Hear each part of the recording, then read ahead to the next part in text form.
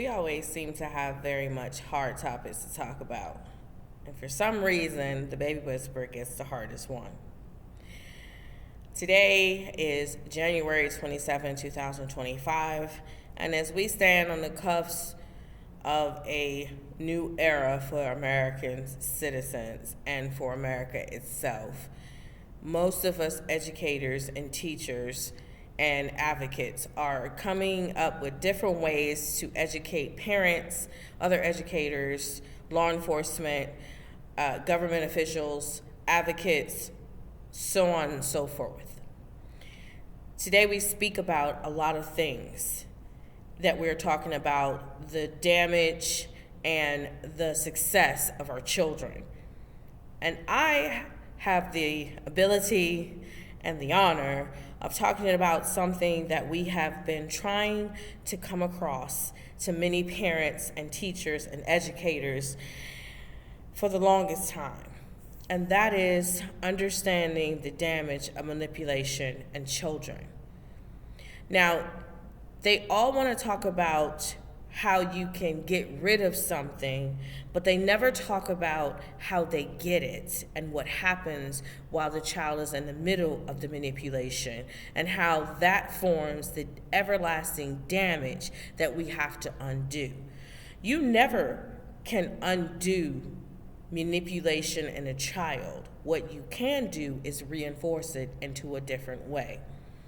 So as I speak to you today, I want everyone to understand that the standpoint that I come from is not just from a mother's standpoint and a teacher's standpoint and an educator's standpoint and a law enforcement standpoint and a government standpoint. I'm actually coming to you with this educational information from a child's standpoint as well. So if we break down what manipulation is, manipulation occurs when someone uses control, deceit, or influence to force a child into a certain behavior, an emotional response, often disregarding the child's well-being. Now, every day we use language. And many parents don't understand the language that you use to your child can be picked up by a predator and used against your child. A parent saying, "If you love me, you'll clean your room," right? To make a child feel guilty. Or a caregiver threatening, "I'll tell your father you've been bad if you don't do what I say." Or a teacher favoring a student who always agrees with them while ignoring the students that criticize and challenge their authority. Now, we have to understand that we teach our children different things every day. And most of the time, we're teaching them the bad before the good. You might say that a parent just telling your child, "If you love me, you'll clean your room," is nothing. But into a predatory mind, they take the same manipulation that you have trained your child to hear and react to, and they use it against your children. Teachers, for you to tell the child that since you're being bad, I'm going to tell your mom or dad, that is another form of manipulation that we're helping predators use predatory language against our children. Now let's look at the types of manipulation. Emotional manipulation. Again, guilt tripping. "After all I've done for you, this is how you repay me." How many of us have said that word to many of our adult friends, adult family, teenagers, children? A child can't repay you anything but the love and admiration you put back into them. If you put manipulation into your child, they're going to repay you with manipulation. Most children learn it from other things. So many parents will say, "I didn't teach you that." You probably didn't, but the people that have been around your children have taught them that manipulation will get to them where they need to be quicker than anything else. Gaslighting. You're imagining things. I never said that. I'm going to take a moment to pause for most of the parents and the teachers in this room. How many of you have said you're imagining that? I never said that. See, gaslighting has been taken out of our language because a lot of people do that to make you feel bad. It is emotional manipulation that you are using to have a child understand that they are going crazy and they actually repeating what you said. Behavioral manipulation. Using excessive rewards or punishment to control. If you don't get straight A's, I'll take away your toys. And my most favorite one that most of you parents have learned for what you call gentle parenting, bribes. I'll buy you that video game if you stop crying right now. You might think that it is okay for you to threaten your child that you're going to take away their toys if they do something that they are not supposed to be doing. You might think it's okay to bribe your child at a time where you're just going to think nothing else is working, let's do it. But while you are bribing and you are excessively giving your child rewards and punishment, there is someone out there that has the same exact tools to get your child to do something that would have damaging, lifelong, emotional connections on them. Relational manipulation. Now, this is a good one because a lot of the counselors and psychologists have brought this in. So let's deep dive into it. Withholding affection. I won't hug you if you act like that. Here's one I love. Your siblings would never have acted like this. Why can't you be more like them?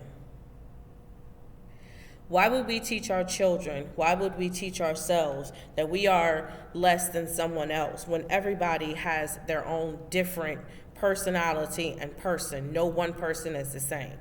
A lot of you are saying you're taking normal things that we say and we do and normal mistakes that we make. The normality of the mistakes that you're making and the words that come out of your mouth is hurting the children in an everlasting effect. And many people don't see it that way because they think that children grow out of it. And then you're wondering why your teenagers are acting the way they do. The damage and manipulation can cause. Let's talk about what it causes. Low self-esteem, guilt, and shame. When a child is constantly guilted and blamed, they internalize, if I can talk today, it'd be great, the idea that they are not good enough. Example, a child stops saying to achieve because they believe they'll never make the expectation. Sometimes that we want our child to exceed, we might tell them, well, you can't do this yet, you have to do this yet. When we were growing up, a lot of our parents made mistakes when they said, this is what you can do and this is what you can't do. However, they had an explanation. Do you explain why your child is not at a place where they can't do something? And do you explain where they are and how they can get there? There are different ways that we have to learn how to talk than teaching our children manipulation. Now, manipulation often teaches children to feel responsible for others' emotion. A child feels that it is their fault their parent is upset, even when it is unrelated to them. Many single parents make this biggest mistake. Many parents that are divorced make this biggest mistake. You feel one way about something, and you say those exact same words that are venom in front of your children. And then you expect your children to take a side. When children get to a certain age, they already see what side they're on. And there are sides to this story. A child's life is a story. The only time the child doesn't have to choose is when the two parents are on the same side. That's the side of the child. When two parents are fighting against each other, the child has to take a side. And it's not the child's side. The venom that you spread out when you think your child cannot hear you, the things that you say out of your mouth when you think your child is not around and they are somewhere in that house, they are like ants. They hear anything that they're not supposed to. They are sponges. Negative come before positive all the time. The words that we say, the things that we do, the actions that we take will affect our children in every way possible. and social and relational consequences is something that we keep forgetting that our children are learning from us. Distrust in relationships and poor boundaries are something that our children learn from us. Manipulated children can also often grow up struggling to trust others because they expect hidden agendas. An adult who avoids close friendships for fear of being used. A lot of us put this trait in our children and don't understand this manipulation that we were taught, that we have now undone the wrong way, and now we're trying to figure out how to make sure that our child will do as we say, but not as we do. The children might have trouble saying no, standing up for themselves. A teen agreeing to peer pressure out of fear of disappointing friends. A lot of us fall pressure to peer pressure because we have forgot the boundaries that we were taught. Some of us didn't have boundaries. Some of us had boundaries from certain people, and other people gave us no boundaries. When you are raising children and your line is crooked, the child is going to learn everything in the pocket first, where the crooks go, before they learn the straight and narrow of what they need to know. We all understand that in our culture, manipulation is a part of our culture. It is what they do all day, every day. It is what they tell you, that being a good parent is manipulating your child to think one way. But actually being a good parent is teaching your child to critical think, to know that if I set this boundary, it's so that I can be okay. And if I can't be okay, how can I be okay for my friends? If you don't know how to teach your kids to critical think, that they're not going to always fit inside a box, then you don't know what a good parent is. Long-term psychological effects. Internalizing of mental and manipulation behavior. Now, many people are going to ask, why do I bring up mental behavior? Now, mental behavior starts with one little damaging fact. And most of all, mental behavior is internalizing your feelings to a point where you don't know how to express yourself, and you physically and mentally put a block on yourselves. Children who are manipulated might adapt the tactics, continuing the cycle, and they will adapt to them. An adult who uses guilt as a primary way to communicate is teaching your child that guilt is the primary way of communicating. Therefore, they will turn the tables on you. The greatest teacher, student, will always surpass them. Vulnerability to manipulation. As an adult, we might struggle to recognize manipulative behavior in others. Example, staying in toxic relationship because manipulation feels normal. We have normalized the wrong things for our children lately. We have put ourselves in positions where we think that the manipulation that we are doing on our children will never affect them if we tell them that you do as I say and not as I do. But in all fairness, we first learn how to do behavior before we learn how to communicate, because body language is very important. The emotion that you feel off of someone before they start speaking out of their mouth is what children see first before the words come out of their mouth. Signs a child is experiencing manipulation. A lot of us don't know how to see when our students, when our children are in the middle of a manipulation battle. And it is a physical and spiritual battle. Behavior indicates excessive people-pleasing, always saying yes to avoid conflict, withdrawal, avoiding certain people and becoming unusually quiet around them. Regression, acting younger than their age, such as bedwetting or thumb-sucking. Emotional clues, consistent anxiety for fear or disappointing others. usually guilt, apologizing excessively, and taking blame for the things outside of their control. Communication clues. Phrases like, I'm always wrong, or I have to make sure that they're not mad at me. Asking for permission to express their opinions. Is it okay if I say how I feel? Now, a lot of us will say, these are things that we have done in our childhood. But there is a great difference between how we raise our children now to how we were raised. How to address and prevent manipulation. For caregivers and educators, self-awareness. Reflect on your language and behavior. You are using guilt, fear, bribery, or control. Ask yourself this. Ask yourself if something is going on with the children around you. Are you using these tactics? Can you hear yourself in these tactics? Ask yourself these questions. Explain instead of getting upset and making yourself upset. Explain yourself. Explain. Now, I stopped for a minute because I was trying to figure out, do I want to give you the examples? But I always love, from when I talk to people, for you to take this in your own strides and ask yourself these questions. Model healthy communications.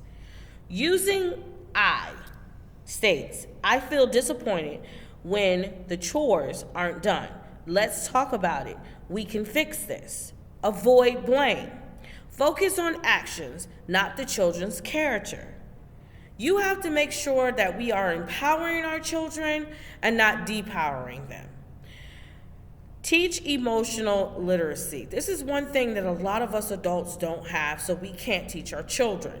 But as teachers and educators, we need to be educating ourselves so we'll be able to put this positive reinforcement into children that we're supposed to be having their brighter future. If you are a parent, if you want to be a good parent, your child must have the emotional literacy to be able to combat any manipulation that comes in their way. Help children name their feelings, understand them. You seem afraid. Can you tell me what's bothering you? Talk to your child. Talk to your students. Encourage boundaries. Teach them phrases like, I don't like that. Please don't talk to me that way. Now, there's a difference between teaching your children validation and boundaries and disrespect. Because if you are teaching them to say, okay, I don't like that, can you change the way you're talking to me? And then you start screaming at your child again, you're just doing the same exact cycle, and your child is actually learning great tools to be able to change the cycle. Validate their emotions. Example, it's okay to feel angry. Let's figure out how to handle this together.